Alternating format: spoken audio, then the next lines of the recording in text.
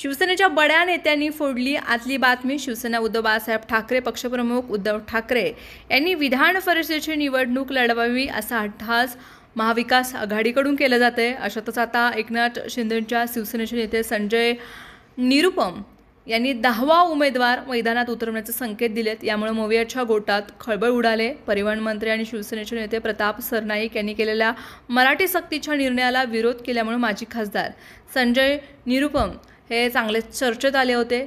आता त्यांनी विधान परिषदेच्या निवडणुकीमध्ये मोठं विधान केले. शिवसेना म्हणून आम्ही 10वा उमेदवार आम्ही देऊ शकतो अशी चर्चा सुरू असल्याचं निरुपम यांनी सांगितले.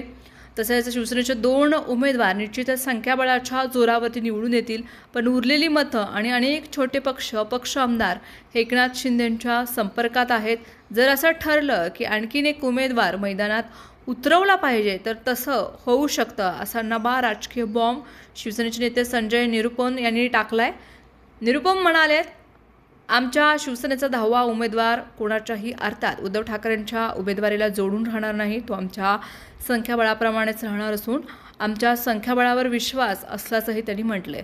त्यामुळे शिवसेनेसमोर कोण आहे त्यामधून काही फरक पडत नसून 10व्या उमेदवारीबाबत शिवसेनेची तयारी सुरू झाली का हेही मला माहीत नसल्याचा दावाही संजय यांनी केला आहे.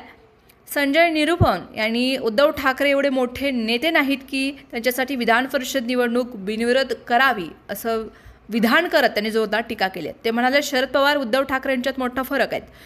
शरद पवार हे ज्येष्ठ नेते आहेत, त्यांच्याबद्दल आदर असल्याचं त्यांच्यासमोरून उमेदवार न देण्याची भावना असू शकते. मात्र ठाकरे हे एवढे मोठे नेते नाही की त्यांच्यासाठी थेट राज्याची विधान परिषद निवडणूकच बिनविरोध कराव्याचा टोलाही निरुपम यांनी लगावला आहे.